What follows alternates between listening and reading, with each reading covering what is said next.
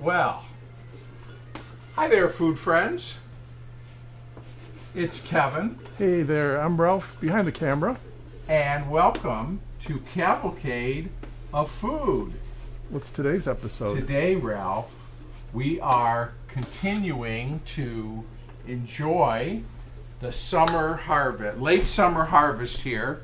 We're doing crusty broiled tomatoes. Okay, that sounds How yummy. about that? Sounds very good.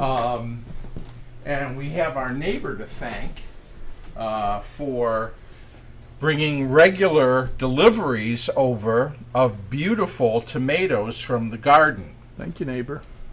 So, thanks, Lloyd.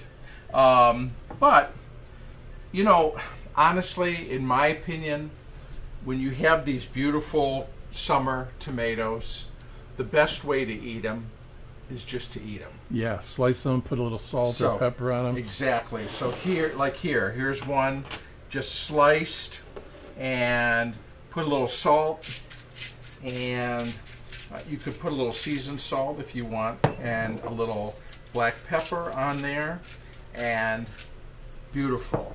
Or put them on bread with a little butter or mayonnaise and make a tomato sandwich, and just enjoy the tomatoes, just how nature made them. Yeah, keep Just that beautiful. tomato flavor, focused on that, because sometimes tomato flavor isn't always there when you get the store-bought tomatoes, and also it can often get overlooked by things that you mix it with.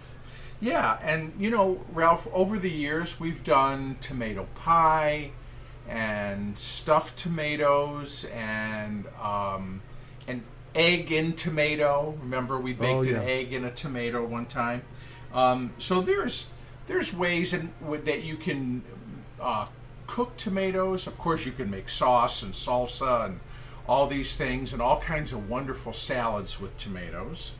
And I thought today what we would do is just do something that's pretty straightforward, but really allows us to really enjoy the tomato flavor, but with a little bit more added to it. Okay? So what I've got a couple of I would call this a medium, Ralph. Yes. Tomato. And what I'm going to do is I'm going to cut both of them this way. And whoop, come on, there we go. So basically, you just have them, cut them in half. I just have them, and then what I'm going to do is let me get a bowl here, and I'm going to just, tomatoes. There's a lot of liquid in tomatoes, and some more than others. It depends on the variety of tomato that you have, but I want to take some of this liquid out of here, just so that it doesn't. We're going to make a breadcrumb topping. But you're not scooping out the whole. No, I'm not taking the pulp out. I'm just taking a lot of the seeds and a lot of the liquid, what's falling out here. Gotcha. I'm going to leave that beautiful flesh there that's in the middle. We're going to leave that, but I just want to take out. Now this tomato, I think this could be a different variety. This one's a little meatier. Yeah, I was noticing how the first one you cut had a lot of seeds and a lot of liquid.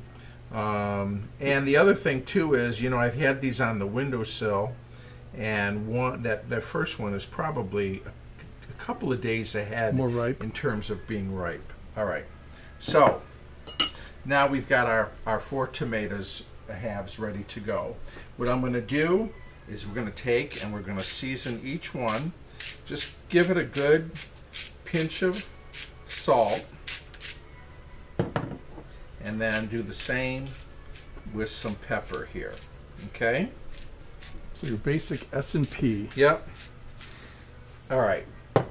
Now, I've got some Dijon mustard, Ralph. That's French. And it's French.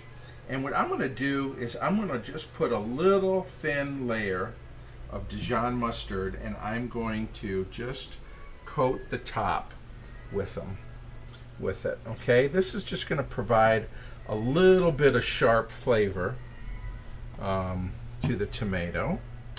And we're going to just put that in there. Now, what I did before we got started here, Ralph, is I took a couple of nice big slices of a crusty kind of a farm bread, Yes. and I ground them up and made breadcrumbs. So Wait a minute. Did you put it in the oven? How did you make? no, these are soft. Oh, soft. Okay. Okay, so these aren't like the dried breadcrumbs that we often are used to using. These are soft breadcrumbs, and I'm going to put in maybe about a cup. So of those. how did you crumble them? I actually just tore the bread up into small pieces, and I have it's really a coffee grinder. Oh yeah. Although I use this one for spices. Right. I don't use it for grinding coffee beans. Mm-hmm. And I put the pieces in there, and it made these beautiful soft crumbs. Wow, perfect. So we're going to put that in there, about a cup. I've got about a half a cup here of Parmesan, grated Parmesan cheese. And then, to kind of hold it all together, I've got 3 tablespoons of melted butter. We're going to put that in here. All right. Then we're going to toss this all together. So it's the breadcrumbs, the Parmesan cheese, and the butter. Yep, all mixed together. I mean, all 3 of those things on their own sound pretty good to me. Yeah, and this is just for the topping. This is our topping. Now, what I'm going to do is I'm going to come over here to our 51 Kelvinator, and I'm going to turn the broiler on. You know, broilers are something that we often forget we even have on ovens. Yeah. And Or are afraid to use them. yeah, or there's, you know, all a broiler is its heat that emanates from the top of the oven down. And broiling actually is a wonderful way to cook certain things. A lot of you will know what a broiler pan is. Back when these ovens were made, they used to give you a broiler pan when you bought a new stove.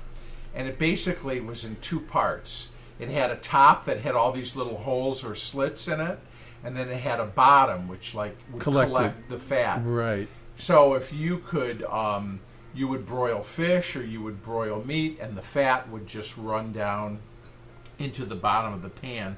It's actually a really healthy way if you want to cook things and avoid, you know, any excess fat to do a broiling. Anyways, this is what we're going to do with these tomatoes, because we want the top, this breadcrumb mixture, we want it to get nice and toasty. So the whole thing's going to be made in the broiler, not in the regular. It's going to go under the broiler. Under the broiler, because I know a lot of times the broiler is used as a last step in some food cooking. Yeah, sometimes for extra browning or whatever. Now, let me get a spoon. I think that would be better. And what I'm going to do is I'm going to divide this topping among the tomatoes, like so. Okay? Just like that.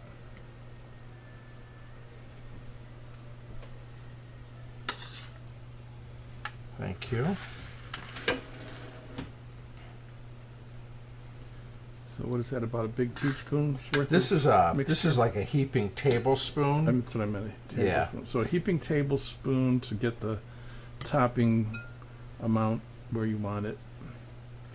And it's going to, of course, the tomatoes are going to get warm. When you cook tomatoes, they soften, of course. When you roast a tomato for a long period of time, the water in the tomato will evaporate, and it will actually really intensify, like a sun-dried tomato, right? You know Yes. how tomato-y is? Mm-hmm. Because all the moisture has been evaporated out. These aren't going to be cooking for that long of a time, so we're not really going to have, I want to use all these up, Ralph.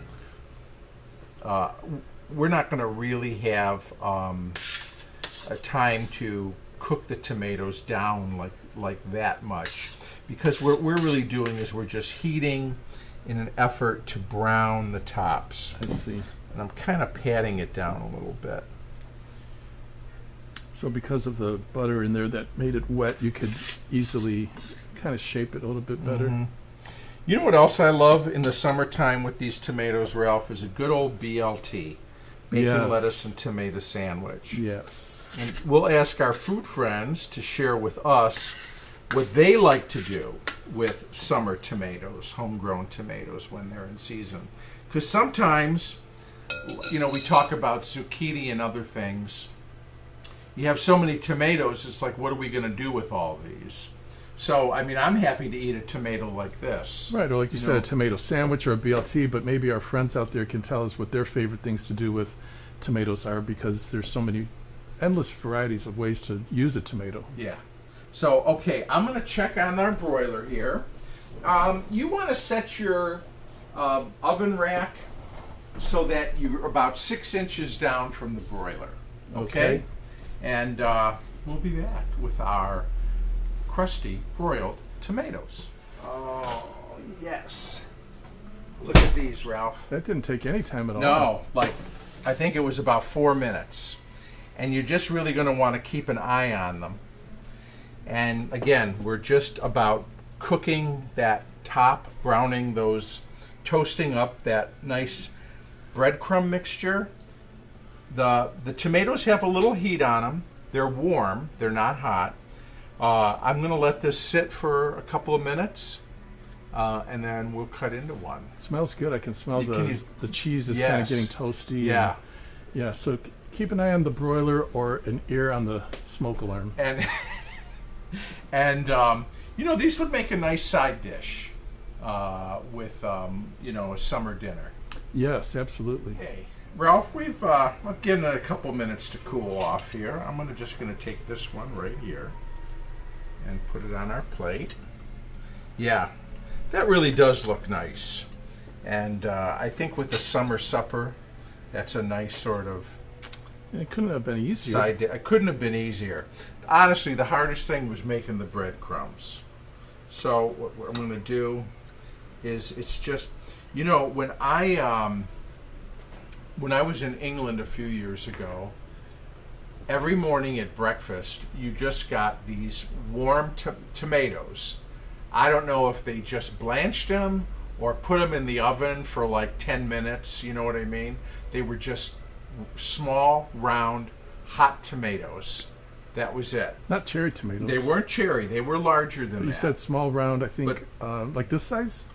A little smaller than Okay. this, but bigger than a cherry tomato. So the whole tomato or sliced? Whole. Just a whole tomato. And how did you eat them? And you just ate them. You cut them and you ate them with your eggs and sausage and all of that. And it was just so like, wow, really? Nice. Anyways, here. Nice.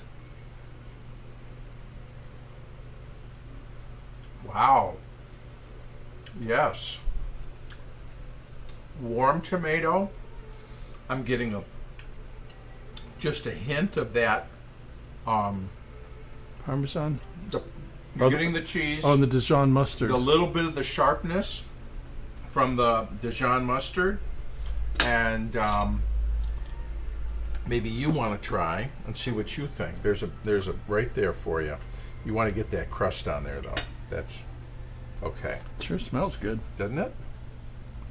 Mmm. You getting it? Yeah, you know, is there mayonnaise in Dijon? No, Because I'm there's not. really enjoying the It's mixture. just a sharp, you know. It's got a nice, it works well with the tomato. There's something, it reminds me of like when you mix, there's something special that happens with mayonnaise and tomato that often goes together. So the Dijon does that, but then, yeah, you get that nice crunch from the Really good. breadcrumbs and the butter and the Parmesan. Yeah, Yummy. very good. Anyways, fast, easy. Another way to use up and really celebrate the summer garden tomato. And you turn that broiler on, right? And get some use out of that. Don't be afraid of the broiler. Do not be afraid of the broiler. So anyways, Ralph, let's thank our friends. All right, friends, thank you. And don't forget, we love your feedback. We love hearing from you. We love when you spread the word and like and share. And subscribe. And we appreciate you spending some time with us. And we'll look forward to seeing you again soon, right back here on Cavalcade of Food. Enjoy those tomatoes. Bye now.